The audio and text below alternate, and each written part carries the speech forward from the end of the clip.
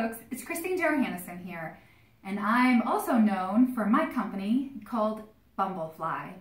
Many of you have heard it, you've seen my story, you've seen some of my vlogging. If you live in upstate New York, you've been to my shop, you went to my Bumble-Fly cafe, you've gone to some of my events. I used to host these community connection and business expos to bring people together. But maybe you've never really heard the story behind what the heck is Bumble-Fly. So this is how this actually all happened. See, I grew up in upstate New York and I loved my life. I went to a private school, a Christian school. I was raised in a Christian home, and I had an acre of land with my fairly new home and doing cartwheels outside, riding bikes. And then I was uprooted from my sleepy little hollow town of upstate New York to LA. And needless to say, it was a culture shock. It was an inner city town, inner city city, and very cultural, diverse, gangs, and it really wasn't so pleasant. I had a really rough time, and at 12 years old, I was jumped by a girl gang, and all because they thought that I was a snubbed gringa. What they didn't know is my father is also a foreigner. He immigrated here from Jerusalem. He's 100% Armenian. My mother is 100% German, who both sides of the family, I have 4 grandparents who came from a country of genocide. So we were always raised not to judge, and we were also raised to treat everybody equally and just take life for what it really is. Each day is a gift, and we need to be happy with that present by living in the present. So we weren't really allowed to even talk about what happened in days past with both my parents' culture, because they were afraid that we would start to judge. And we were basically understood, we were raised to understand, like I said, that each day was a gift. So while my parents were very positive and, did their best to raise me, nonetheless, being happy and philosophical and grateful for each day, they didn't realize that LA was not really the best place for me. So I moved back to New York at age 16 by myself, actually moved back in with my sister, but without my parents, realizing that maybe it's better that I try to finish high school there. Well, I did over 2 years finish high school. When I was 18, I got into an auto accident over graduation weekend where we flipped a Blazer 4 times on our way down to Florida, en route to Florida. I was driving, unfortunately, and it was something that couldn't be avoided. And after each time that we flipped the Blazer, it landed on my side and crushed me in the vehicle. I was airlifted to a trauma center. I broke my neck, cracked open my skull. If anybody knows how many stitches it means to have 286 stitches in the top of my head, 68 staples just to hold it closed. I experienced that night what they call a near-death experience. And sometimes when you hear people describe it, we might think that they're a little kooky, but it's really true. I was on the emergency table, and I went from staring at the white light of the emergency table to feeling myself float above it and watching myself, looking down at myself and watching the surgeries take place. And since that moment, not only was I always brought up to be grateful for what we have, but since that moment, I certainly had some sort of spiritual connection where it was very important to me to appreciate each day and to connect with people.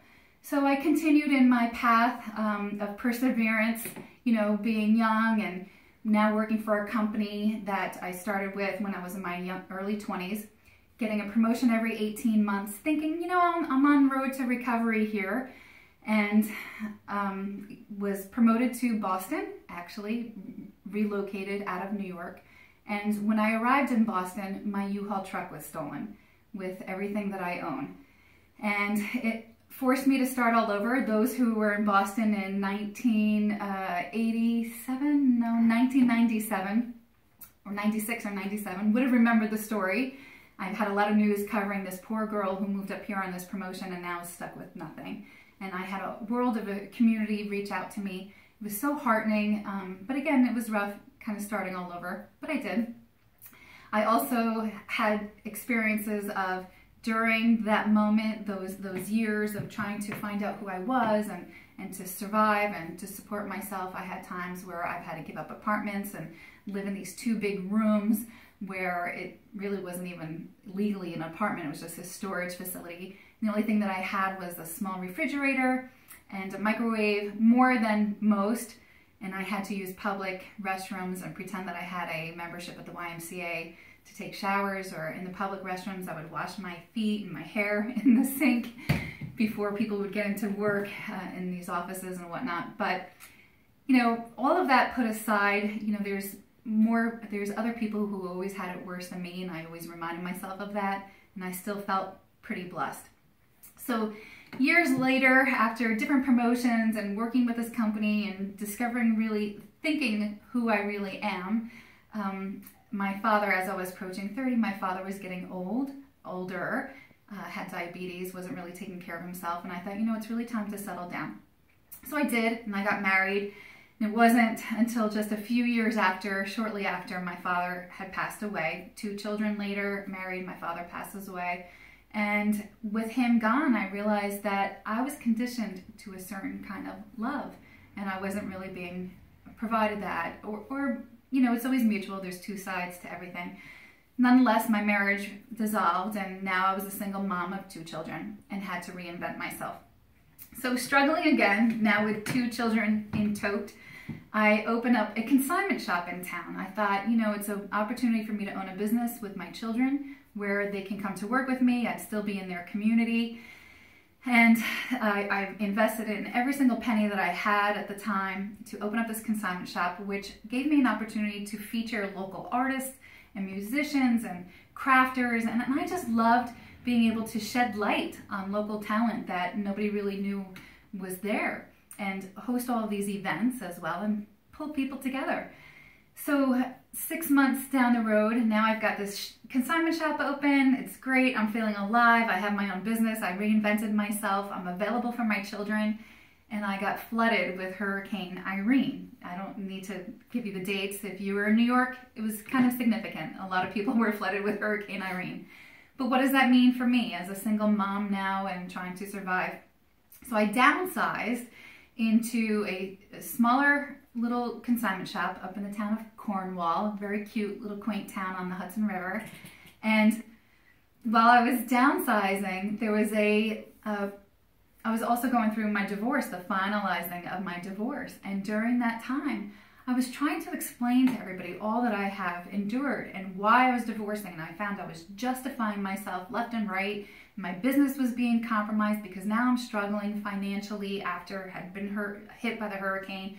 And I felt that everywhere I went, I was trying to explain myself, my experiences, why I'm getting a divorce, defending myself, trying to keep up a positive reputation in a compromised business that had now just suffered from this trauma, from this traumatic situation.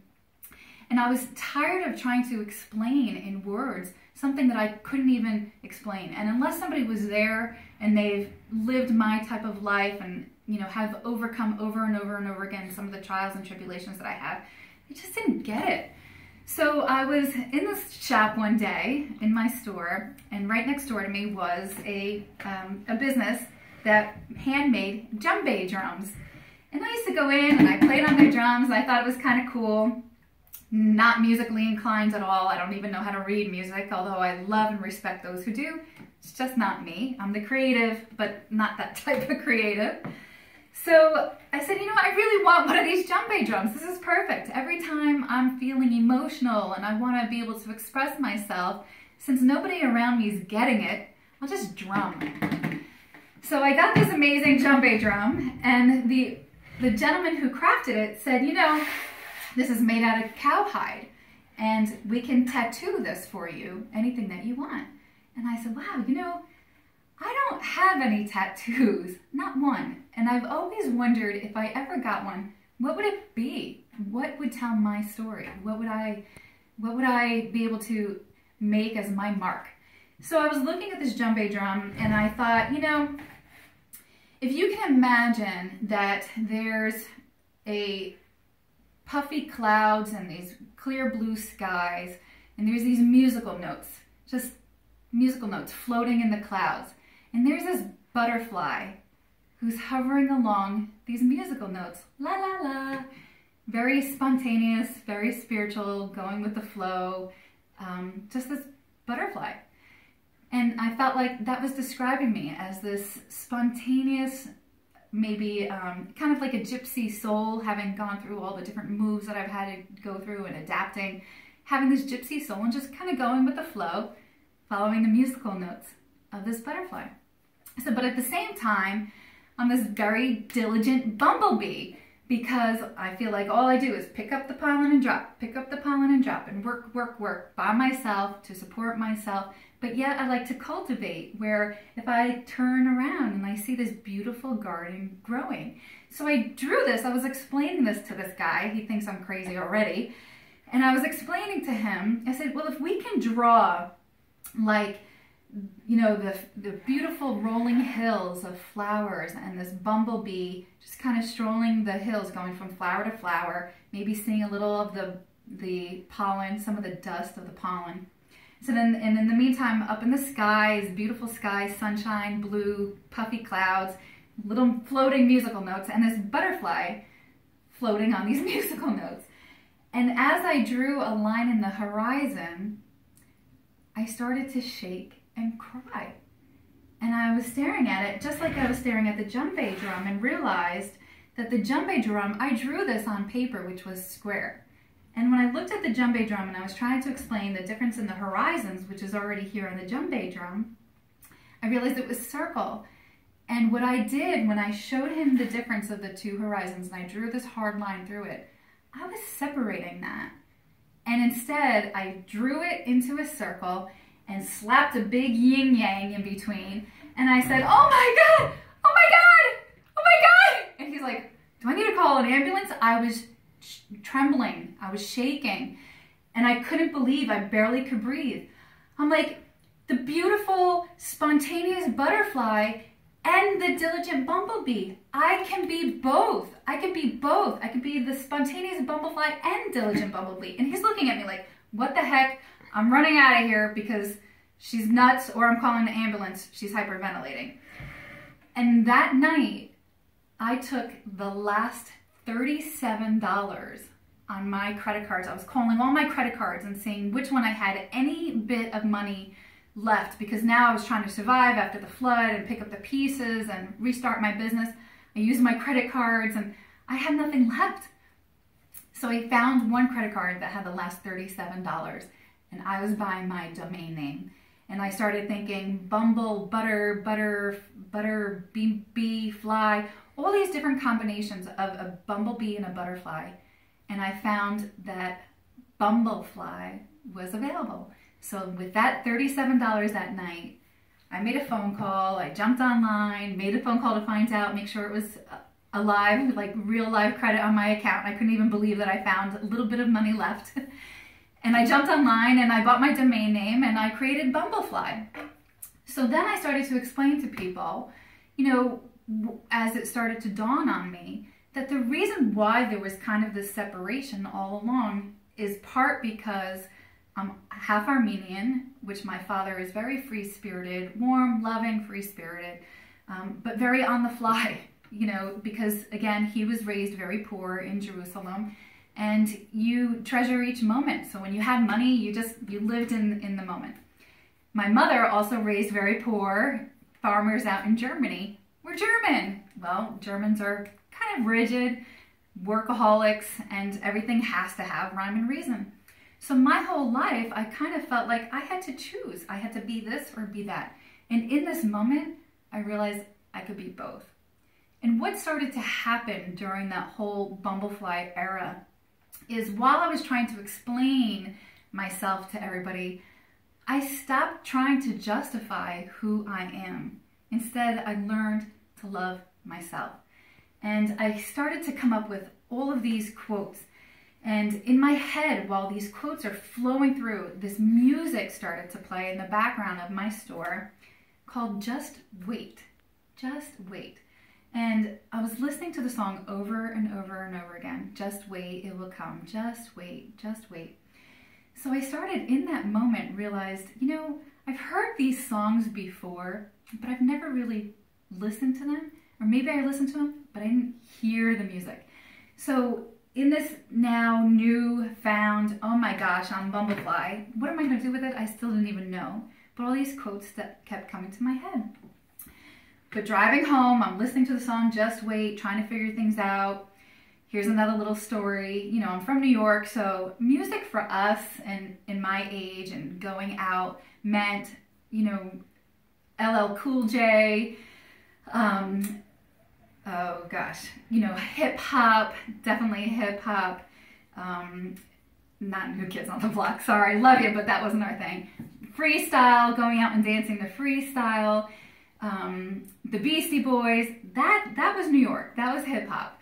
And then I moved to I moved to San Francisco at one point with another job while I was getting these different promotions and trying to find who I am. And I went out to some clubs and they were playing techno. And I'm like, oh, what the heck is this? Just couldn't get into techno. Well, that day, after I did my jumpy drum experience, and I'm like, I'm Bumble-Fly, but I'm still kind of struggling my way through with my children, and how am I now? I just used the last $37 of my only credit card that was left. So I'm flipping the channels, and all of a sudden I start hearing techno. And I'm like, I never really liked this before, but I'm gonna give it a chance. And while I'm listening to the techno, I'm literally driving around. I wanted to go to the grocery store, but I knew I didn't even have money to go get groceries for my kids. And this techno music is like running through my system. I felt it in my bloods, and the adrenaline was kicking in. And I felt like, that was the stress of my life right now. I'm trying to figure things out. Now I know I'm Bumble-Fly. Now I know all these things, but I still don't know how I'm gonna pay for food, to get food on the table for my kids. Or I didn't know how I was gonna pay my rent that month, or pay my bills, or even be able to pay for my phone so I could work. And I was listening to this techno, and it was getting nuts. And then all of a sudden, in part of the song, there would be this release, and it would kind of smooth out, and then I would breathe, and then I would do it again, and I would ask myself all these questions, and then I would breathe. And somehow, in every single day, I just convinced myself, just keep at it. Just keep at it. Just go do it. Don't let people judge you. Don't worry about what they think. Just find yourself, stay true to yourself, keep doing the right thing, and it's going to work out. And I was explaining this to a woman who came into my shop, and I said, I was explaining Bumble-Fly to her. I said, I feel like I'm just hovering along the musical notes of the symphony of my life, which is masterfully orchestrated by somebody greater than me. And she said, wow, that was very moving. I said, well, it just came to me, but it's true. And what I realized is that techno is very much like a symphony. I found out that a symphony, when it's written, it has those moments of dun, dun, dun, dun, and then it you feel like a little bit of a lullaby. It slows down, and dun, dun, dun, dun, and it slows down. Well, that's because a symphony is written by the questions and answers, and it tells a story of questions and answers. And the same thing with techno that I was connecting to, ironically, was like, my questions, what, how, what am I gonna do? And then if I just allowed myself to just get calm, the answers would come. So just like the song on that day, just wait, it will come. So Bumble-Fly, like I said, I started hearing all these quotes in my head with my own experience, including quotes like this, because I thought I was losing it, and maybe I was, maybe I did, but here's a quote for that. When you realize you finally lost it is when you've actually found it. Because in this whole experience where I was going nutsy, I was allowing myself to find myself. And I kept thinking, I'll be okay when it's okay to just be. I just want to be me. I want to be this Bumble-Fly, free-spirited and diligent at the same time, just this Bumble-Fly. I obviously humbled myself quite a bit. Humble to bumble, cry to humble, to bumble, cry to fly, laugh to do both, which obviously I did a lot of humbling and crying to be Bumble-Fly. And I had people in my world tell me, that I can't do things and I need to kind of stop, and I was losing myself more than I should along the way. And I realized all those people were just negative. I had a lot of plans. I had ideas for product. I wanted to write books. I wanted to do so much to help spread my message out there in the world. People thought I was crazy and said I couldn't do it. Well, for all those people, you can't fly until you rid the things that clip your wings, because I realized they were clipping my wings. To reach greatness, it's not only the effort to improve, it's the openness to evolve. Because I took all of my experiences, what I've known back in the world of retail and connecting with people, and I just evolved, and you continue to evolve each day. You have to remain open. There were people who told me that I'm too wordy. All my life I kept hearing I'm too wordy, hearing that I'm too wordy. Well, I've written some books. Maybe you'll check out my website and you'll check that out, see how and why. But admit your weakness to find your strength. Well, my strength is that I'm wordy. My strength is that I connect with people, that I do find the right words to be able to help people understand who they are and what they're about, and to connect. Each day is to shape who I will become, but now's my time to be.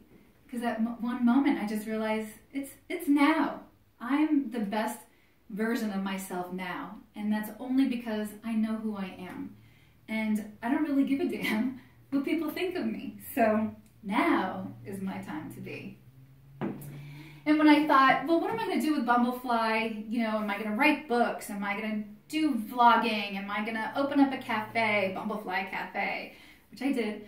Am I going to, go out there speaking and doing engagements and, write a movie one day, which I did. I wrote 2 movie scripts. Or when am I going to make the movie? And some people kept saying, you know what, just focus. You're all over the place. You've got all these ideas, just focus. And I looked at some of those people and I said, stop telling me to focus. You're distracting me. Stop telling me to focus. You're distracting me. Because I want to be able to do it all. And I have, and I am, and I'm not stopping. Because that is the story of Bumble-Fly.